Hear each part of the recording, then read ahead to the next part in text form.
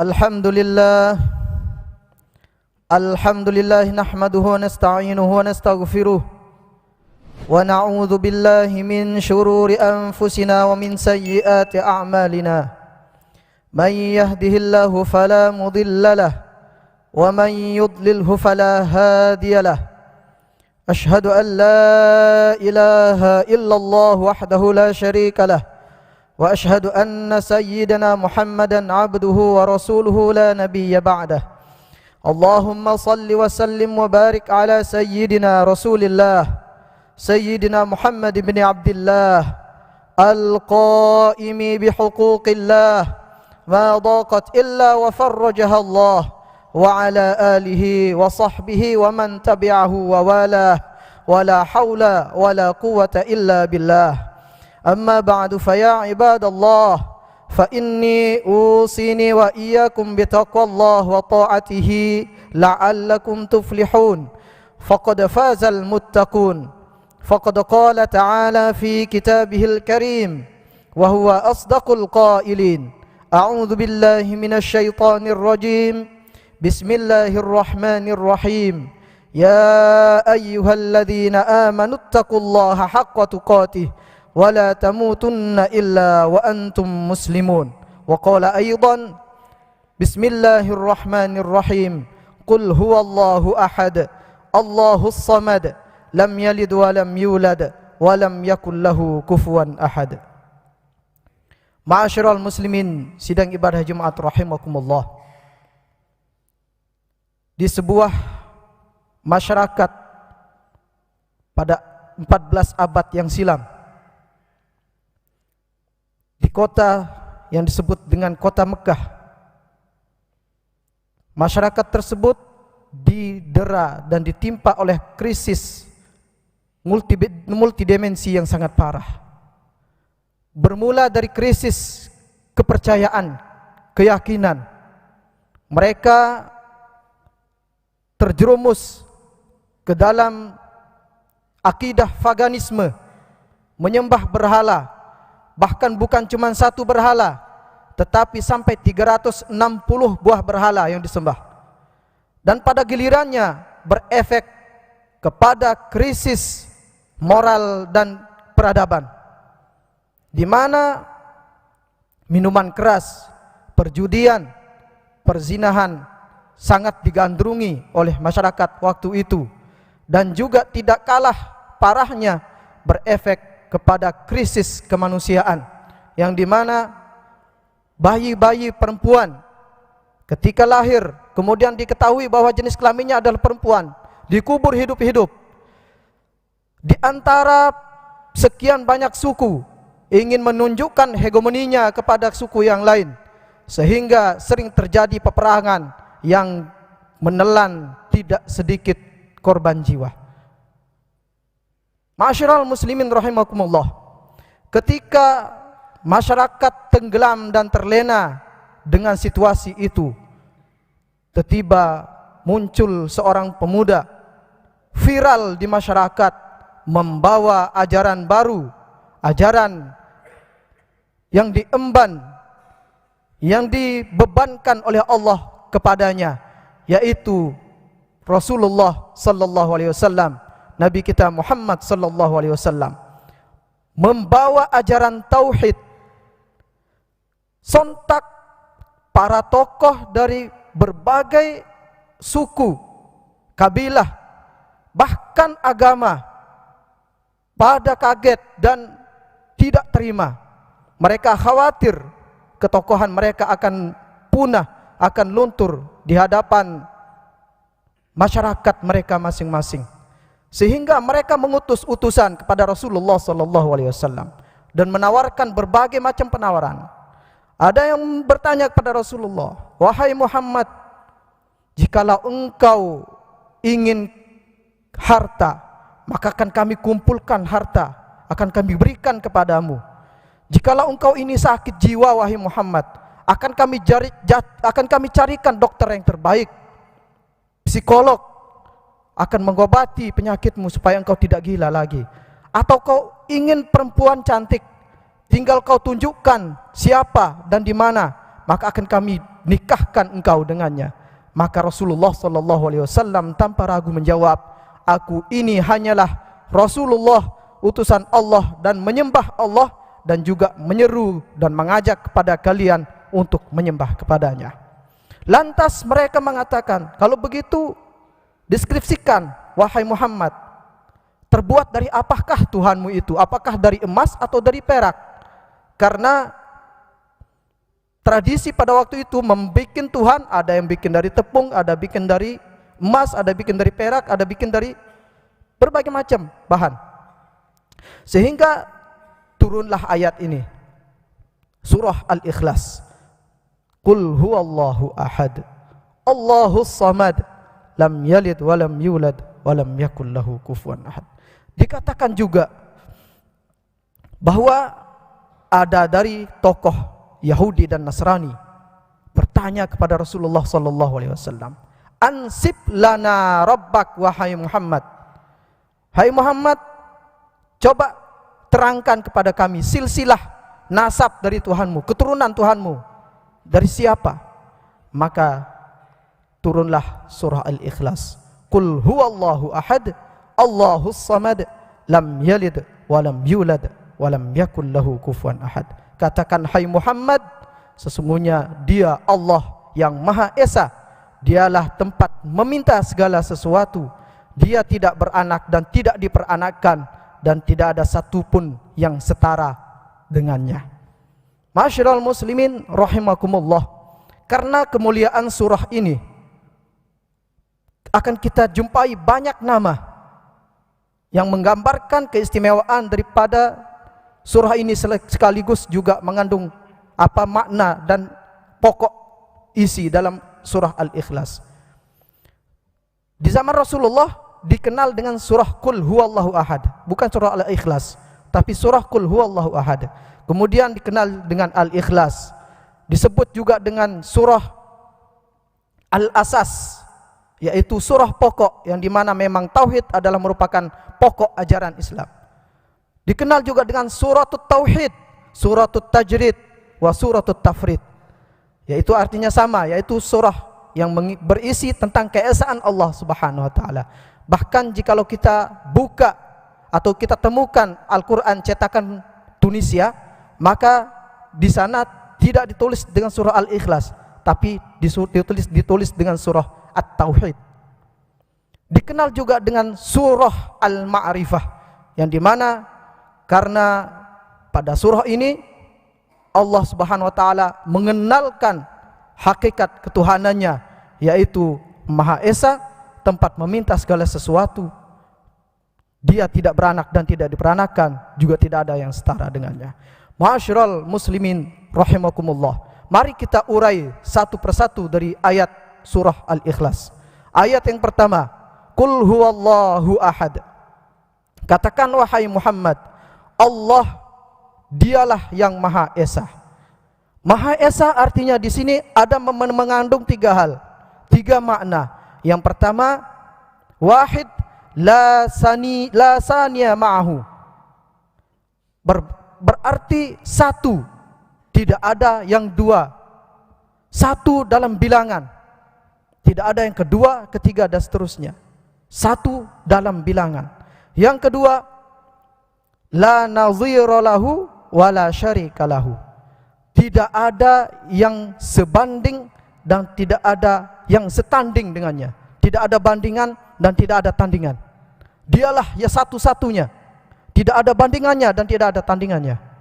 Kemudian maknanya yang ketiga adalah la yang qasimu wa la yataba'adu. Tidak terbagi-bagi, tidak pula terdiri atau terbentuk dari bagian-bagian. Allah satu, tidak bisa terbagi-bagi. Satu dibagi tiga sama dengan sepertiga, tidak. Tidak pula terbentuk dari bagian-bagian. Sepertiga kali atau setengah tambah setengah sama dengan satu. Tidak. Allah satu pada zatnya. Allah esa pada bilangannya. Allah esa pada kemuliaannya, pada sifatnya dan pada perbuatannya. Tidak ada bandingan dan tidak ada tandingan. Di dalam Al-Quran banyak sekali dalil-dalil yang menjelaskan tentang keesaan Allah Subhanahu wa taala. Di antaranya dalam surah An-Nahl, Allah Subhanahu wa taala berfirman, "Afaman yakhluqu kaman la yakhluqu afala tadhakkarun." Apakah Allah yang menciptakan itu sama dengan makhluk yang tidak dapat menciptakan? Ini adalah pertanyaan yang tidak butuh jawaban. Disebut dalam bahasa Arab disebut dengan al-istifham al-inkari. Pertanyaan yang tidak butuh jawaban. Apakah sama Allah yang menciptakan dengan yang tidak dapat menciptakan? Tentu tidak sama. Afala tadhakkarun. Tidakkah kalian mengambil pelajaran? Dalam surah yang lain, dalam surah Al-Isra, Allah Subhanahu wa taala berfirman, "Lau kana ma'ahu alihatun kama yaquluna idzal labtaghaw ila dzil 'arsy sabila."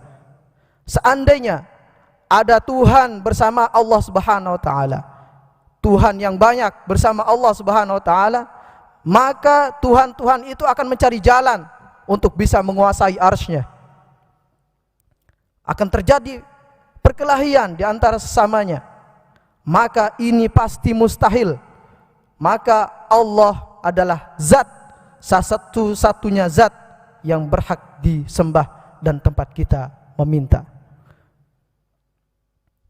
Dalam surah Al-Mu'minun, Allah Subhanahu wa taala berfirman, "Mattakhadallahu min walad wa ma kana ma'ahu min ilah, idzal ladhaba kullu ilahin bima khalaqa wa la'ala ba'dhum 'ala ba'd." Allah tidak memiliki anak dan tidak ada Tuhan yang lain selain Dia. Sekiranya ada banyak Tuhan, pasti masing-masing Tuhan itu akan membawa makhluk ciptaannya, dan sebagian di antara Tuhan-Tuhan itu akan mengalahkan sebagian yang lain.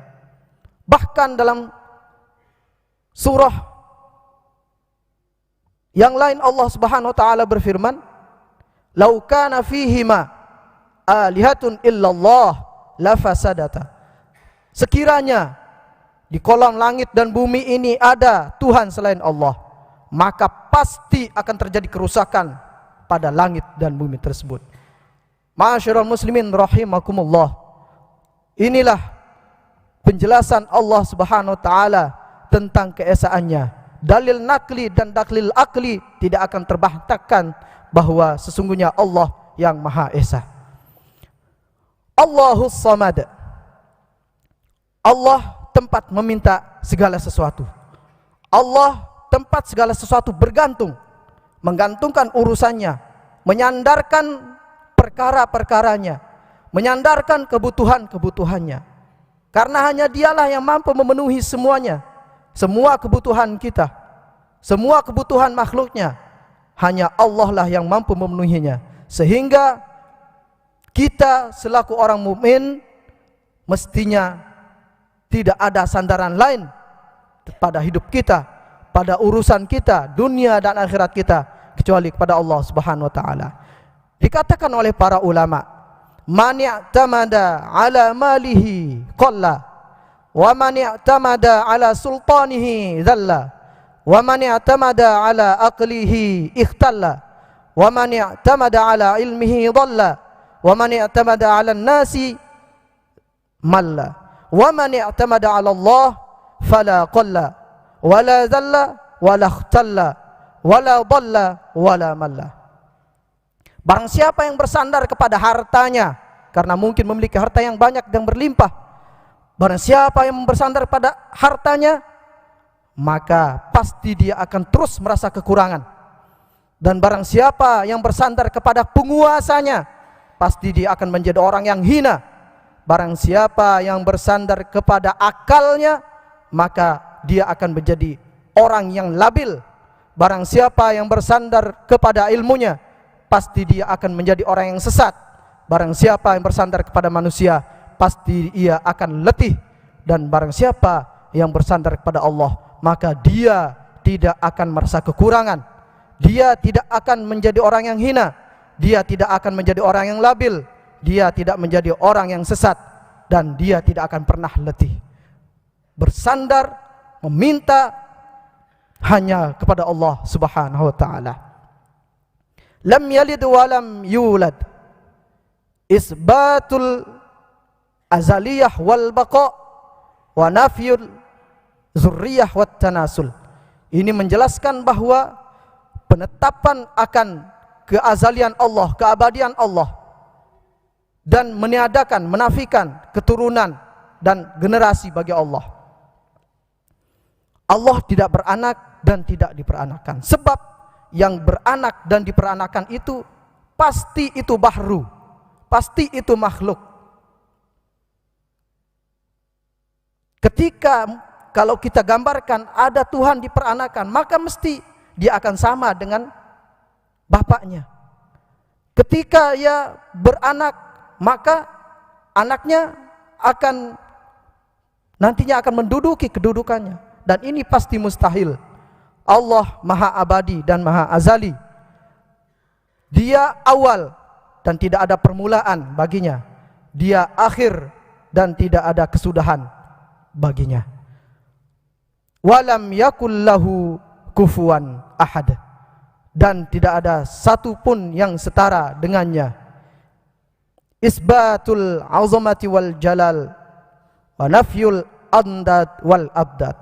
Menetapkan keagungan dan ketinggian Allah Subhanahu wa taala dan menafikan bahwa tidak ada tandingan dan bandingan bagi Allah Subhanahu wa taala. Ma'asyiral muslimin rahimakumullah, cukuplah surat Al-Ikhlas menjadi azimat kita untuk menetapkan, untuk mengokohkan keimanan kita ketika kita terus menerus merenungi makna, menggali dan mengekspor makna yang terkandung dalam surat Al-Ikhlas.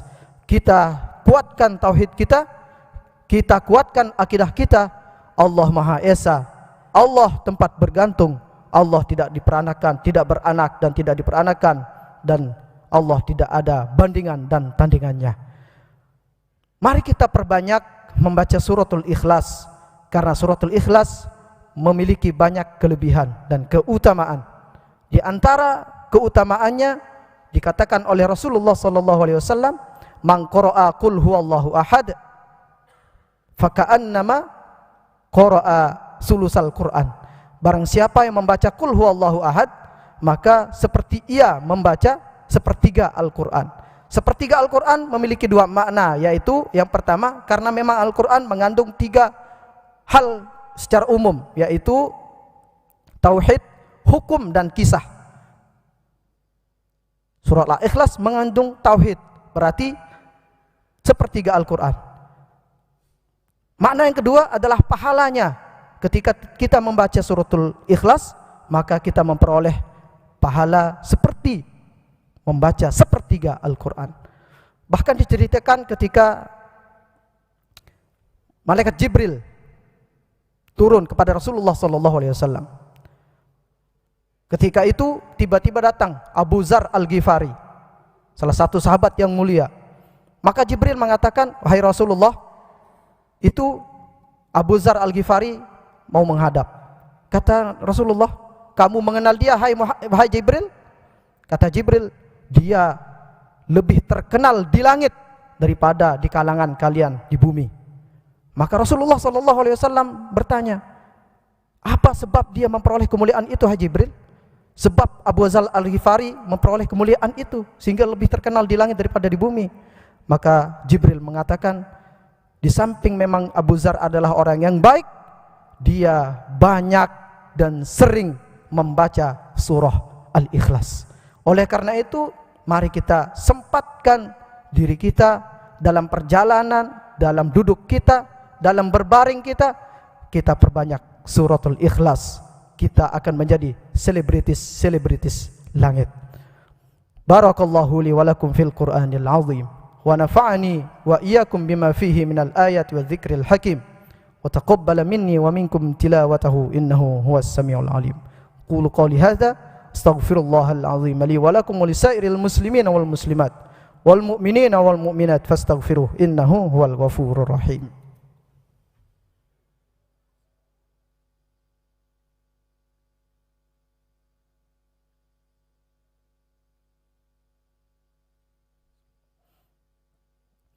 Alhamdulillah, alhamdulillahi haqqa hamdih. Ashhadu an la ilaha illallah wahdahu la syarikalah, syahadata abdih.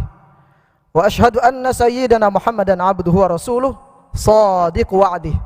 Allahumma salli wa sallim wa barik ala sayyidina Muhammad wa ala alihi wa ashabihi wa man tabi'ahu min ba'dih. Amma ba'du fa ya ibadallah, fa inni usikum wa iyaya bitaqwallah, faqad fazal muttaqun. Faqad qala ta'ala, a'udzu billahi minasyaitonir rajim, bismillahirrahmanirrahim, fattaqullaha mastata'tum wasma'u wa athi'u wa anfiqu khairan li anfusikum wa man yuqa shuhha nafsihi fa ulaika humul muflihun. Wa qala aidan, innallaha wa malaikatahu yusalluna 'alan nabi ya ayyuhalladzina amanu sallu 'alaihi wa sallimu taslima.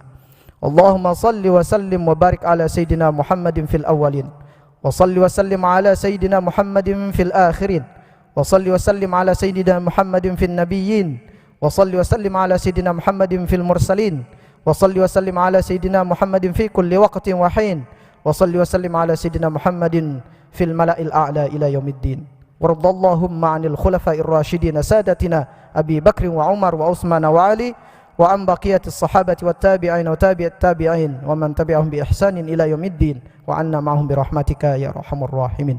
Allahumma ighfir lil muslimina wal muslimat wal mu'minina wal mu'minat al ahya'i minhum wal amwat innaka sami'un qaribun mujibud da'wat wa qadiyal hajat. Allahumma dafa' 'anna al bala' wal waba' wal ghala' wal fahsya' wal munkar was-suyuf al mukhtalifata wasyada'id wal mihan ma dhahara minha wa ma batan min baladina Indonesia khassah wa min buldanil muslimin 'ammatan innaka 'ala kulli syai'in qadir. Allahumma aslih wulata umuril muslimin ajma'in wa waffiqhum lima tuhibbuhu wa tardahu min naf'il ibadi wal bilad ya karim. Rabbana atina min ladunka rahmatan wa hayyi' lana min amrina rashada. Rabbana atina fid dunya hasanah wa fil akhirati hasanatan wa qina adzaban nar wadkhilnal jannata ma'al abrar ya aziz ya ghaffar ya rabbal alamin.